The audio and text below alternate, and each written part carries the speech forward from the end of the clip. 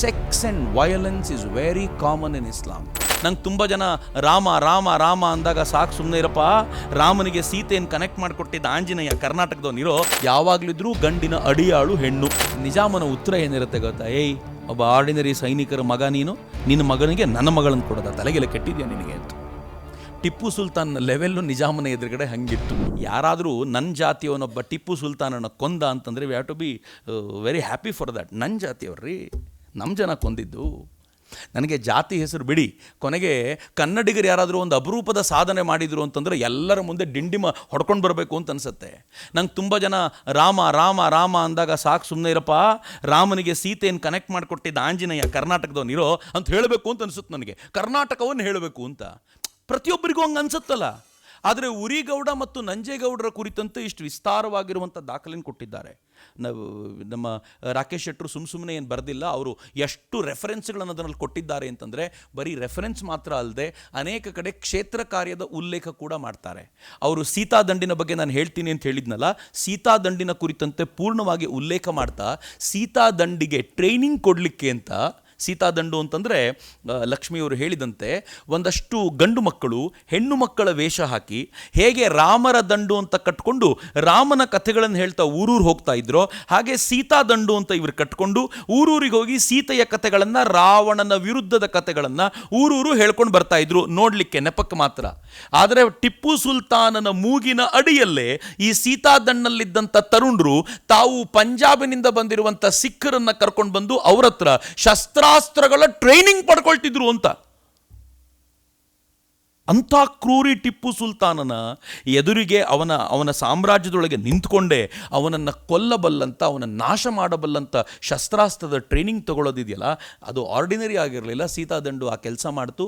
ಆ ಕೆಲಸ ಮಾಡಿದ್ದಷ್ಟೇ ಅಲ್ಲದೆ ಫೈನಲಿ ಈ ನೆಕ್ಸ್ಟ್ ಕೊನೆ ವಾರ್ ಅವನ ಜೊತೆ ಏನು ನಡೆಯೋದಿತ್ತಲ್ಲ, ಅದರಲ್ಲಿ ಮರಾಠರು ಬರಲಿ ಬರದೇ ಇರಲಿ, ನಿಜಾಮರಿ ಒಂದು ಸಪೋರ್ಟಿಗೆ ಬರಲಿ ಬರದೇ ಇರಲಿ, ಬ್ರಿಟಿಷರು ನಮಗೆ ಹೆಲ್ಪ್ ಮಾಡಲಿ ಮಾಡದೇ ಇರಲಿ, ಈ ಟಿಪ್ಪು ಸುಲ್ತಾನನ್ನು ಮುಗಿಸೋದು ಖಾತ್ರಿ ಅಂತ ನಿಶ್ಚಯ ಮಾಡ್ಕೊಂಡು ನಿಂತಿತ್ತಲ್ಲ, ಅದು ಸೀತಾದಂಡು ಅಂತ.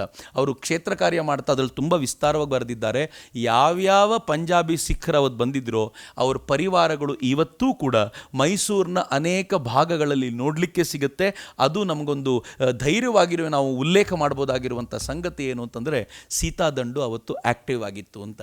ಸೀತಾದಂಡು ಆಕ್ಟಿವ್ ಆಗಿದ್ದುಕೊಂಡು ಈ ಟಿಪ್ಪು ಸುಲ್ತಾನ್ನ ಮುಗಿಸಬೇಕು ಅಂತ ನಿಶ್ಚಯ ಮಾಡಿದ್ದೇ ನಿಜವಾಗಿದ್ದರೆ, ಆ ಟಿಪ್ಪು ಸುಲ್ತಾನ ಕೊನೆಯ ದಿನಗಳಲ್ಲಿ ಅವನ ಶವ ಎಲ್ಲಿದೆ ಅಂತ ಹುಡುಕಾಟ ಮಾಡಲಿಕ್ಕೆ ಒದ್ದಾಡಿದ್ರಲ್ಲ ಬ್ರಿಟಿಷರು, ಅವನ ಶವ ಸಿಗದೆ ಒದ್ದಾಡ್ತಾ ಇದ್ರಲ್ಲ, ಆ ಶವ ಬ್ರಿಟಿಷರೇ ಕೊಲೆ ಮಾಡಿದರೆ ಯಾಕೆ ಸಿಕ್ಕಿರಲಿಲ್ಲ? ಬ್ರಿಟಿಷರೇ ಅವನ ಕೊಲೆ ಮಾಡಿದರೆ, ಯಾವ ಸೈನಿಕ ಕೊಲೆ ಮಾಡಿದ್ನೋ ಅವನು ಭಾಳ ಹೆಮ್ಮೆಯಿಂದ ಹೇಳ್ಕೊಳ್ತಿದ್ದ, ನಾನೇ ಕೊಲೆ ಮಾಡಿದ್ದೀವನ್ನ ನೋಡಿ ಅಂತ ಹೇಳ್ಕೊಳ್ಬೇಕಾಗಿತ್ತಲ್ಲ, ಯಾಕೆ ಹೇಳ್ಕೊಳ್ಳಿಲ್ಲ? ಯಾಕೆ ಅದು ನಾಪತ್ತೆ ಆಯಿತು ಶವ? ಎಲ್ಲೋ ಹುಡುಕಾಡಬೇಕಾದಂಥ ಸ್ಥಿತಿ ಬಂತು. ಯಾಕೆ ಅಂತಂದರೆ ಅವನನ್ನು ಆ ರೀತಿ ಕೆಟ್ಟದ್ದಾಗಿ ಕೊಂದು ಬಿಸಾಡಿದ್ದು ಅದು ಕನ್ನಡದ 2 ಜೀವಗಳು ಅನ್ನೋದು ಭಾಳ ಹೆಮ್ಮೆಯ ಸಂಗತಿ ಅಂತ ಅವ್ರು ಹೇಳ್ಕೊಳ್ಬೇಕಾದಾಗ ನನಗೂ ಹೆಮ್ಮೆ ಅನ್ನಿಸ್ತು. ಶಬಾಷ್, ಖುಷಿ ಪಡುವಂಥ ಸಂಗತಿ ಅಂತ. ಇದು ನಾವು ತಿಳ್ಕೊಳ್ಬೇಕಾಗಿರುವಂಥ ಸಂಗತಿ. ಆದರೆ ಇದರ ಜೊತೆಗೆ ಎರಡನೇ ಸಂಗತಿ ಏನು ಅಂತಂದರೆ, ನಮ್ಮನ್ನು ನಾವು ಪ್ರಶ್ನೆ ಮಾಡ್ಕೋಬೇಕು. ಅಥವಾ ಯಾರಾದರೂ ಇದನ್ನು ಮುಂದೆ ಬೇರೆ ಬೇರೆ ಇದರಲ್ಲಿ ನೋಡೋರಿದ್ದರೆ, ನಾನು ಆ ಮುಸಲ್ಮಾನರನ್ನು ಕೇಳ್ಕೊಳ್ಳೋದು ಏನು ಅಂತಂದರೆ, ಟಿಪ್ಪುವನ್ನು ವೈಭವೀಕರಿಸುವಂಥ ಮುಸಲ್ಮಾನರು ಯಾಕೆ ಹೈದರಾಲಿ ಬಗ್ಗೆ ಒಂದು ಮಾತಾಡಲ್ಲ? ಯಾಕೆ ಹೈದರಾಲಿ ಅವ್ರಿಗೆ ಹೀರೋ ಅಂತ ಅನಿಸಲ್ಲ? ಯಾಕೆ ಅಂತಂದರೆ ಹೈದರಾಲಿ ಟಿಪ್ಪುವಿನಂತೆ ಮತಾಂಧನಾಗಿರಲಿಲ್ಲ. ಅವನು ತನ್ನ ಪಾಡಿಗೆ ತಾನಿದ್ದ, ಎಲ್ಲವೂ ಸರಿಯಾಗಿರಲಿ, ನಾನು ಮೈಸೂರು ಸಾಮ್ರಾಜ್ಯದ ವಿರುದ್ಧ ಜೋರಾಗಿ ಮಾತನಾಡಲ್ಲ, ಮಾತಾಡಿದ್ರೆ ಜನ ತಿರುಗಿ ಬೀಳ್ತಾರೆ ಅಂತ ಅವನು ತನ್ನ ಸಾಮ್ರಾಜ್ಯವನ್ನು, ತನ್ನ ಅಧಿಕಾರವನ್ನು ಬಲವಾಗಿ ಉಳಿಸ್ಕೊಳ್ಳಿಕ್ಕೆ ಎಷ್ಟು ಬೇಕೋ ಅಷ್ಟು ಮಾಡಿಕೊಂಡು ಹಾಯಾಗಿ ತನ್ನ ಬದುಕನ್ನು ಸವಿಸಿದ. ಆದರೆ ಟಿಪ್ಪು ಸುಲ್ತಾನ್ ಯಾವತ್ತೂ ಹಾಗೆ ಮಾಡಲಿಲ್ಲ. ಎಲ್ಲೆಲ್ಲಿ ಸಾಧ್ಯವೋ ಅಲ್ಲಿ ಮತಾಂಧತೆಯನ್ನು ಅವನು ತೋರ್ಪಡಿಸಿದ. ಅವನು ಮಲಬಾರ್ನ ಉಲ್ಲೇಖ ರಾಕೇಶ್ ಶೆಟ್ಟರು ಮಾಡಿದ್ದಾರೆ. ಮಲಬಾರ್ನಲ್ಲಿ ಮತಾಂತರ ನಡೆದಾಗ ರಾಜ ವರ್ಮ, ಕರೆಕ್ಟ್, ರಾಜ ವರ್ಮ ಅಲ್ಲಿನ ರಾಜ, ಅವನು ಟಿಪ್ಪು ನನ್ನನ್ನು ಹಿಂಸಿಸಬಹುದು ಅಂತ, ಟಿಪ್ಪು ಮತಾಂತರ ಮಾಡ್ಬೋದು ಅನ್ನೋ ಆತಂಕಕ್ಕೊಳಗಾಗಿ ಆತ್ಮಹತ್ಯೆ ಮಾಡ್ಕೊಂಡು ಸತ್ತೋಗ್ಬಿಟ್ನಂತೆ. ಮಲಬಾರಿನ ರಾಜ ಆತ್ಮಹತ್ಯೆ ಮಾಡ್ಕೊಂಡು ಸಾಯುವಷ್ಟು ಕ್ರೌರ್ಯವನ್ನು ಟಿಪ್ಪು ತೋರಿಸಿದ್ನಲ್ಲ, ಹೇಗಿದ್ದಿರ್ಬೋದು? ಟಿಪ್ಪುವಿನ ಕುರಿತಂತೆ ನಾವು ಹೇಳುವಾಗ ನಾನು ಆರಂಭದಲ್ಲೇ ಹೇಳಿದ್ನಲ್ಲ, ಮುಸಲ್ಮಾನರಿಗೆ 3 ಸಂಗತಿಗಳು ಅತ್ಯಂತ ಪ್ರಮುಖ. ಅದರಲ್ಲಿ ಮೊದಲನೇದು, ಅವರು ಮೂರ್ತಿ ಭಂಜನೆಯನ್ನು ಶಾಸ್ತ್ರಬದ್ಧವಾಗಿ ಹೇಳ್ತಾರೆ. ಎರಡನೇದು ಅವ್ರು ಏನು ಹೇಳ್ತಾರೆ ಅಂತಂದರೆ, ಅವರ ಆ ಎರಡನೇ ವಿಚಾರದಲ್ಲಿ sex and violence is very common in Islam. ನಾನು ಹೇಳಬೇಕಾಗಿಲ್ಲ, ದಿನ ಬೆಳಗಾದರೆ ಒಂದು ವಿಡಿಯೋ ನೋಡ್ಲಿಕ್ಕೆ ನಿಮ್ಗೆ ಸಿಗುತ್ತೆ. 4 ಮದುವೆಯನ್ನು ಅವ್ರು ಆಗ್ಬೋದು, 5ನೇ ಮದುವೆ ಆಗಬಾರ್ದು ಅಂತಿಲ್ಲ. 4ರಲ್ಲಿ ಒಬ್ಬರನ್ನ ಬಿಟ್ಬಿಟ್ಟು ಆಮೇಲೆ 5ನೇದು ಆಗ್ಬೋದು ಅಂತ. 4ಕ್ಕೆ ಎಂಡ್ ಅಂತಲ್ಲ, ಇದಾಗ್ಬೋದು ಅಂತ ನಿರಂತರವಾಗಿ. What the reason they gave is, ಈ ಮದುವೆಗಳನ್ನು ಆಗೋದ್ರಿಂದ ನಾವು ಯಾರು ತುಂಬ ಕಷ್ಟದಲ್ಲಿರುವಂಥ ಹೆಣ್ಣು ಮಗಳಿಗೆ ನಾವು ಈ ವ್ಯವಸ್ಥೆಯನ್ನು ಮಾಡಿಕೊಡ್ಬೋದು ಅಂತ. ಆದರೆ ಹೀಗಿರುವಾಗಲೂ ಕೂಡ ಯುದ್ಧದಲ್ಲಿ ಗೆದ್ದಿರುವಂಥ ಹೆಣ್ಣು ಮಕ್ಕಳನ್ನು ಹಂಚಿಕೊಳ್ಳುವಂಥ ಪ್ರಕ್ರಿಯೆ ಡೇ 1ನಿಂದ ಇತ್ತಲ್ಲ. ಡೇ 1ನಿಂದ ಹೆಣ್ಣು ಮಕ್ಕಳನ್ನು ಹಂಚಿಕೊಳ್ಳುವಂಥ ಪ್ರಕ್ರಿಯೆ ಇಸ್ಲಾಂನಲ್ಲಿತ್ತು. ಯಾಕೆ ಅಂತಂದರೆ, ಇಸ್ಲಾಂನಲ್ಲಿ ಹೆಣ್ಣು ಅನ್ನೋದರ ಪರಿಕಲ್ಪನೆ ಕ್ರಿಶ್ಚಿಯಾನಿಟಿಯಿಂದ ಸ್ವೀಕಾರ ಮಾಡಿದ್ದು. ಭಗವಂತ ಆ್ಯಡಮನ್ನು ಹುಟ್ಟಿಸಿದ, ಅವನೊಬ್ಬನೇ ಇದ್ದರೆ ಬೋರ್ ಆಗುತ್ತೆ ಅಂತ ಇನ್ನೊಬ್ಬಳು ಹೆಣ್ಮಗಳು ಬೇಕು ಅಂತ ಹುಟ್ಟಿಸ್ಬೇಕಿತ್ತು ಅವನಿಗೆ. ಎಲ್ಲಿಂದ ಅಂತಂದರೆ, ಅವನನ್ನು ಅರವಳಿಕೆಯನ್ನು ಕೊಟ್ಟು ಅವನದೊಂದು ಪಕ್ಕೆಲುಬನ್ನು ಮುರಿದು ಆ ಪಕ್ಕೆಲುಬಿನಿಂದ ಈವನ್ ಸೃಷ್ಟಿಸಿದ. ಅರ್ಥ, ಯಾವಾಗಲಿದ್ರೂ ಗಂಡಿನ ಅಡಿಯಾಳು ಹೆಣ್ಣು. ಆ ಹೆಣ್ಣು ಆ್ಯಡಮನಿಗೆ ಒಂದು ಮೋಸ ಮಾಡ್ತಾಳೆ, ನೀನು ಆ್ಯಪಲ್ ತಿನ್ನು, ಇದು ತಿನ್ನು, ದೇವರನ್ನು ಕೇರ್ ಮಾಡಬೇಡ ಅಂತ. ಅಂದರೆ ಹೆಣ್ಣು ಇರೋದೇ ಮೋಸ ಮಾಡಲಿಕ್ಕೆ, ಅವಳು ಸೈತಾನನ ಏಜೆಂಟು ಎನ್ನುವಂಥ ಕಲ್ಪನೆ ಅಲ್ಲಿಂದ ಸ್ವೀಕಾರ ಮಾಡಿದ್ದು. ಹೀಗಾಗಿ ನಯಾ ಪೈಸೆ ಕಿಮ್ಮತ್ತಿಲ್ಲ. ಟಿಪ್ಪು ಸುಲ್ತಾನಿನ ವಿಕೃತವಾಗಿರುವಂಥ ಮನಸ್ಥಿತಿ ಹೆಂಗಿತ್ತು ಅಂತಂದರೆ, ಯಾವ ಸುಂದರ ಹೆಣ್ಣು ಮಗಳನ್ನು ನೋಡಿದರೂ ಕೂಡ ಆಕೆಯನ್ನು ಬಯಸಿಕೊಂಡು ಎಳ್ಕೊಂಡು ಹೋಗ್ಬಿಡ್ತಿದ್ದ, ಅಥವಾ ಒತ್ತಾಯದಿಂದ. ಒಂದು ಸುಂದರವಾಗಿರುವಂಥ ಹೆಣ್ಣು ಮಗಳು ಕಂಡರೆ ಅವಳನ್ನು ಒತ್ತಾಯದಿಂದ ತನಗೆ ಬೇಕಾದವರಿಗೆ ಮದುವೆ ಮಾಡಿಸಿಕೊಡುವಂಥದ್ದಿತ್ತಲ್ಲ, ಅದು ಟಿಪ್ಪು ಸುಲ್ತಾನ್ ಮಾಡ್ತಾ ಇದ್ದ. ಹೀಗಾಗಿ ಲವ್ ಜಿಹಾದ್ ಮಾಡಿದರೆ ಇದನ್ನೇನೋ ಹೊಸತು ಅಂತ ದಯವಿಟ್ಟು ಭಾವಿಸಬೇಡಿ, ಇದು ಹಳೆಯದ್ದೇ. ಆವಾಗೆಲ್ಲ ಎಳ್ಕೊಂಡು ಹೋಗ್ಬಿಡ್ತಿದ್ರು. ಈಗ ನಮ್ಮ ಹೆಣ್ಮಕ್ಳು ಎಳ್ಕೊಳ್ಳೋದು ಹೋಗೋದು ಬೇಡ, ನಾನೇ ಬರ್ತೀನಿ ಅಂತಾರೆ. ಅಷ್ಟೇ ಡಿಫರೆನ್ಸ್. ನೀನು ಎಳ್ಕೊಂಡು ಹೋಗುವಾಗ ನಿನಗೆ ಕಷ್ಟ ಆಗುತ್ತೆ, ನಾನೇ ನಿನ್ನ ಜೊತೆ ಓಡಿ ಬರ್ತೀನಿ ಅಂತಾರೆ. ಐ ಹ್ಯಾವ್ ಸೀನ್ ರೀ, ಅದಕ್ಕೋಸ್ಕರ ಹೇಳ್ತೀನಿ ಅಂತ. ನಮಗೆ ಗೊತ್ತಿಲ್ಲದಂತೆ ಅವ್ರು ಎಷ್ಟು ಚೆನ್ನಾಗಿ ಇದನ್ನು ಮಾಡ್ತಿದ್ದಾರೆ ಅನ್ನೋದನ್ನು ನಾವು ಅರ್ಥ ಮಾಡ್ಕೋಬೇಕಾಗಿದೆ. ಇದು ಸೆಕೆಂಡ್. ನಾನು ಪ್ರತಿಯೊಂದಕ್ಕೂ ಉಲ್ಲೇಖಗಳನ್ನು ಕೊಡಬಲ್ಲೆ, ಪ್ರತಿಯೊಂದಕ್ಕೂ ಅವರ ಶಾಸ್ತ್ರ ಗ್ರಂಥಗಳಿಂದಲೇ ಎತ್ತಿ ಕೋಟ್ ಮಾಡಬಲ್ಲೆ, ಬಟ್ ಸಮಯದ ದೃಷ್ಟಿಯಿಂದ ಮಾಡಲಿಕ್ಕೆ ಹೋಗಲ್ಲ. ಇನ್ನು ಮೂರನೇದೊಂದು ಅವ್ರಿಗೆ ಏನಿದೆ ಅಂತಂದರೆ, ನಾವು ಹೇಗಾದರೂ ಮಾಡಿ ನಮ್ಮ ನಂಬರ್ನ ಇನ್ಕ್ರೀಸ್ ಮಾಡ್ಕೋಬೇಕು ಅಂತ ಅವ್ರಿಗೊಂದು ಅರ್ಜೆನ್ಸಿ ಇದೆ. ಈ ನಂಬರ್ನ ಇನ್ಕ್ರೀಸ್ ಮಾಡ್ಕೊಳ್ಳೋದ್ರ ಬಗ್ಗೆ ಏನು ಅಂತಂದರೆ, ಒಂದು ಉಲ್ಲೇಖ ಬರುತ್ತೆ ಅಲ್ಲಿ. ಇಬ್ನೆ ಮಜೀಹ ಸುನೂನ್ ಅನ್ನೋ ಕೃತಿಯಲ್ಲಿ ಹೇಳ್ತಾನೆ, ನಾನು ಅದರ ಉಲ್ಲೇಖ ಮಾಡ್ತೀನಿ. ಮದುವೆಯಾಗಬೇಕನ್ನೋದು ನನ್ನ ಮುಖ್ಯ ಸಿದ್ಧಾಂತ, ಅದನ್ನು ಅನುಸರಿಸಿದವ ನನ್ನ ಅನುಯಾಯಿಯೇ ಅಲ್ಲ. ನಾನು ಮದುವೆಯಾದರೆ ನೀವೆಲ್ಲರೂ ಮದುವೆಯಾದರೆ ನಾನು ಇತರ ಜನಾಂಗದೆದುರು ನನ್ನ ಅನುಯಾಯಿಗಳ ಸಂಖ್ಯೆಯ ಬಗ್ಗೆ ಹೆಮ್ಮೆ ಪಡಬಹುದು ಅಂತ. ಸೊ ಅನುಯಾಯಿಗಳನ್ನು ಹೆಚ್ಚಿಸಿಕೊಳ್ಳೋದಿದೆಯಲ್ಲ, ಅದೊಂದು ಸಾಮಾನ್ಯವಾಗಿರುವಂಥ ಭಾಗ ಅಂತ.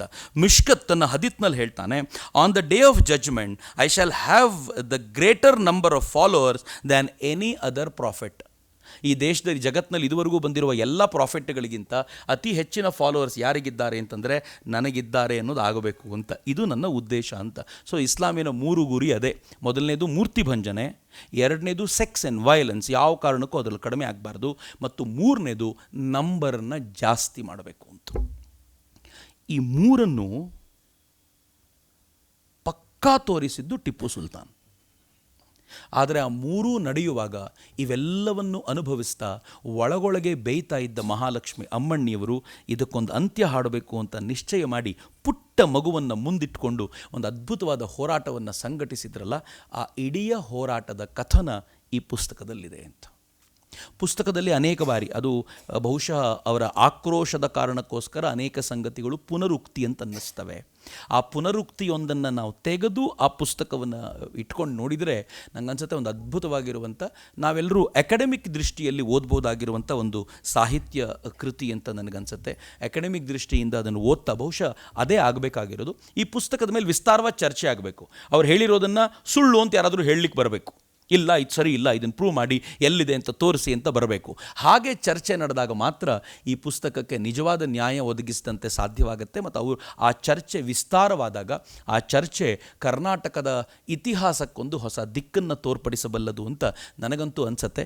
ಇಂಥದ್ದೊಂದು ಕೃತಿಯನ್ನು ವಿಶೇಷವಾಗಿ ಕೊಟ್ಟಂಥ, ಅದಕ್ಕೆ ಸಾಕಷ್ಟು ಶ್ರಮ ಹಾಕಿ, ನಂಗೆ ಅವ್ರು ಹೇಳ್ತಿದ್ರು ಹೆಚ್ಚು ಕಡಿಮೆ 2017ರಿಂದ 7 ವರ್ಷಗಳ ಪ್ರಯತ್ನ, ಮಧ್ಯೆ 1.5 ವರ್ಷ ಕೋವಿಡ್ ಅವರನ್ನು ಒಂದು ಕಡೆ ಕಟ್ಟಾಕಿದ್ದಿರ್ಬೋದು. ಅದರ್ವೈಸ್ ಆ ಭಾಗಗಳಿಗೆ ಹೋಗಿ, ಹಳ್ಳಿಗಳಿಗೆ ಹೋಗಿ ಅಲ್ಲನ್ನು ಮಾತನಾಡಿಸಿ, ನಂಗೆ ಒಂದು ಖುಷಿಯಾಗಿದ್ದೇನು ಅಂತಂದರೆ, ಇದರಲ್ಲಿ ಈ ಟಿಪ್ಪು ಸುಲ್ತಾನ್ ಲೆಟರ್ ಬರೀತಾನೆ ನಿಜಾಮನಿಗೆ, ಪತ್ರ ಬರೆದು ಕೇಳ್ಕೊಳ್ತಾನೆ, ನೋಡಿ ಬ್ರಿಟಿಷರು ಏನೋ ಮಾಡಿಬಿಡ್ತಾರೆ, ನಾಳೆ ತುಂಬ ತೊಂದರೆ ಆಗಿಬಿಡುತ್ತೆ, ಅದಕ್ಕೆ ನಾವಿಬ್ಬರು ಗಟ್ಟಿಯಾಗಿರಬೇಕು ಅಂದರೆ ನನ್ನ ಮಗನಿಗೆ ನಿಮ್ಮ ಮಗಳನ್ನು ಕೊಡ್ಬೋದಾ ಅಂತ ನಿಜಾಮನಿಗೆ ಪತ್ರ ಬರೆಯೋದು. ನಿಜಾಮನ ಉತ್ತರ ಏನಿರುತ್ತೆ ಗೊತ್ತಾ? ಒಬ್ಬ ಆರ್ಡಿನರಿ ಸೈನಿಕರ ಮಗ ನೀನು, ನಿನ್ನ ಮಗನಿಗೆ ನನ್ನ ಮಗಳನ್ನು ಕೊಡೋದ, ತಲೆಗೆಲ್ಲ ಕೆಟ್ಟಿದ್ಯಾ ನಿನಗೆ ಅಂತ. ಟಿಪ್ಪು ಸುಲ್ತಾನ್ ಲೆವೆಲ್ಲು ನಿಜಾಮನ ಎದುರುಗಡೆ ಹಂಗಿತ್ತು. ಹಂಗಿದ್ದಾಗ ಟಿಪ್ಪು ಸುಲ್ತಾನಿಗೆ ಕೋಪ ಬರುತ್ತಲ್ಲ, ಬಡವನ ಕೋಪ ದವಡೆಗೆ ಮೂಲ ಅಂತಾರಲ್ಲ, ಹಾಗೆ ಪಾಪ ಟಿಪ್ಪು ಸುಲ್ತಾನ್ ಯಾರ ಮುಂದೆ ತೋರಿಸ್ಕೋಬೇಕು? ಯಜಮಾನರು ಅಮ್ಮನಿಗೆ ಬೈದರೆ, ನನಗೆ ಹೆಂಡ್ತಿಗೆ ಬೈದರೆ, ಹೆಂಡ್ತಿ ಏನು ಯಜಮಾನ್ರಿಗೆ ಹೊಡೆಯೋಕ್ಕಾಗಲ್ಲ, ಹೊಡಿಯೋದೊಂದೇ, ಮಗು ಹೊಡಿಬೇಕಷ್ಟೆ, ಸರಿಯಾಗಿ ಬಾರಿಸ್ಬೇಕು ಅವನಿಗೆ, ಬೇರೆ ದಾರಿ ಇಲ್ಲ ಅಂತ. ಅದೇ ರೀತಿ ಟಿಪ್ಪು ಸುಲ್ತಾನ್ ಮಾಡಿರುವಂಥ ದೊಡ್ಡ ಕೆಲಸ ಏನು ಅಂತಂದರೆ, ಆ ನಿಜಾಮ ಯಾವ ಪಂಥಕ್ಕೆ ಸೇರಿದ್ನೋ, ಇಸ್ಲಾಂನಲ್ಲಿ ಜಾತಿ ಇದೆ, ಆ ಪಂಥಕ್ಕೆ ಸೇರಿದ್ನೋ, ಆ ಪಂಥದವರು ಇಲ್ಲಿ ಯಾರಿದ್ದಾರೋ ನೋಡಿದ, ಅವ್ರಿಗೆ ಎಷ್ಟು ಕಿರುಕುಳ ಕೊಟ್ಟ ಅಂತಂದರೆ, ಹಿಂದೂಗಳಿಗೆ ಮಾತ್ರ ಅಲ್ಲ ಅವರಿಗೂ ಕೊಟ್ಟ, ಅವ್ರಿಗೆ ಎಷ್ಟು ಕಿರುಕುಳ ಕೊಟ್ಟ ಅಂತಂದರೆ, ಅವ್ರು ಇರೋ ಜಾಗವನ್ನು ಬಿಟ್ಟೆಲ್ಲ ಓಡ್ ಹೋದರು ಅಂತ. ಓಡ್ ಹೋದ ನಂತರ ಅವ್ರು ಅನೇಕ ಕಡೆಗಳಲ್ಲಿ ಸಣ್ಣ ಪುಟ್ಟ ಕೆಲಸ ಮಾಡ್ಕೊಂಡಿದ್ದಾರೆ ಅಂತ ಹೇಳಿದ ರಾಕೇಶ್ ಶೆಟ್ಟರು. ನಾನು ಆ ಹಳ್ಳಿಗೆ ಹೋಗಿದ್ದೆ, ಆ ಹಳ್ಳಿಯಲ್ಲೊಬ್ಬ ಮುಸಲ್ಮಾನ ನನಗೆ ಈ ಕಥೆಗಳನ್ನೆಲ್ಲ ಹೇಳಿದ. ಅವನು ಈಗಲೂ ಕೂಡ ಆ ಬಡತನದಲ್ಲಿ ಬೇಯ್ತಾ ಇದ್ದಾನೆ, ಬೆಂದು ಹೋಗಿದ್ದಾನೆ ಅಂತ. ಯಾಕೆ ಅಂತಂದರೆ, ಆ ನಿಜಾಮನ ಆ ಕೃತ್ಯಗಳನ್ನು, ಅದನ್ನು ವಿರೋಧಿಸಲಿಕ್ಕೋಸ್ಕರ ಟಿಪ್ಪು ಹುಡುಕಾಡಿದ ರೀತಿ ಅಂತ. ಯಾಕಿದನ್ನು ಹೇಳಿದೆ ಅಂತಂದರೆ, ಶೆಟ್ಟರು ಈ ಕೃತಿಯನ್ನು ಬರೀಬೇಕಾದ್ರೆ ಒಂದೇ ಕಡೆ ಕೂತ್ಕೊಂಡು ಕೆಲವು ಪುಸ್ತಕವನ್ನು ಓದಿದ್ದಷ್ಟೇ ಅಲ್ಲದೆ, ಆಯಾ ಪ್ರದೇಶಗಳಿಗೆ ಹೋಗಿ ಅದಕ್ಕೆ ಬೇಕಾಗಿರುವಂಥ ಮಾಹಿತಿಯನ್ನು ಸಂಗ್ರಹಿಸುವಂಥ ಪ್ರಯತ್ನವನ್ನು ಮಾಡಿದ್ದಾರಲ್ಲ, ಇದು ಬಹಳ ವಿಶಿಷ್ಟವಾಗಿರುವಂಥದ್ದು.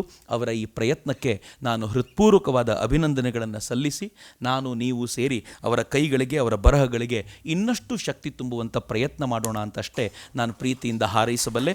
ಈ ಥರದೊಂದು ಸಾಹಸವನ್ನು ಮಾಡಿರುವ ಅವರಿಗೆ ಮತ್ತೊಮ್ಮೆ ಹೃತ್ಪೂರ್ವಕವಾದ ಕೃತಜ್ಞತೆಯನ್ನು ಸಮರ್ಪಿಸಿ, ಕರ್ನಾಟಕದ ಅಷ್ಟು ಜನತೆಯ ಪರವಾಗಿ, ಓದುಗರ ಪರವಾಗಿ ಅವರಿಗೆ ಧನ್ಯವಾದವನ್ನು ಸಮರ್ಪಿಸ್ತೀನಿ. ಈ ಪುಸ್ತಕ ನಮ್ಮ ಮನೆಗಳನ್ನು ಅಲಂಕರಿಸೋದಷ್ಟೇ ಅಲ್ಲ, ನಮ್ಮ ಮನಗಳಿಗೆ ತಲುಪಲಿ. ಸ್ವಲ್ಪ ಇದರ ಮೇಲೆ ನಾವು ಕೂಡ ಮುಂದೆ ಏನಾದರೂ ಓದುವಂಥ ಆಸಕ್ತಿ ಹುಟ್ಟಿದರೆ ಬಹಳ ಒಳ್ಳೆಯದು ಅಂತ ಭಾವಿಸಿ ನನ್ನ ಮಾತುಗಳನ್ನು ತಾಯಿ ಭಾರತೀಯ ಪದತಲೆಗಳಿಗೆ ಸಮರ್ಪಿಸ್ತೀನಿ. ಎಲ್ರಿಗೂ ನಮಸ್ಕಾರ. ವಂದೇ ಮಾತರಂ. ಜೈ ಹಿಂದ್. ಟಿವಿ ವಿಕ್ರಮ, ದೇಶ ನಿಮ್ಮ ಕೈಯಲ್ಲಿ. ಈ ಕಾರ್ಯಕ್ರಮ ನಿಮಗೆ ಇಷ್ಟ ಆಗಿದ್ದಲ್ಲಿ ಲೈಕ್, ಶೇರ್ ಹಾಗೂ ಕಮೆಂಟ್ ಮಾಡಿ. ಟಿವಿ ವಿಕ್ರಮದ ಕಾರ್ಯಕ್ರಮಗಳನ್ನು ನಿರಂತರವಾಗಿ ವೀಕ್ಷಿಸಲು ಸಬ್ಸ್ಕ್ರೈಬ್ ಮಾಡಿ, ಬೆಲ್ ಐಕನ್ ಒತ್ತಿ.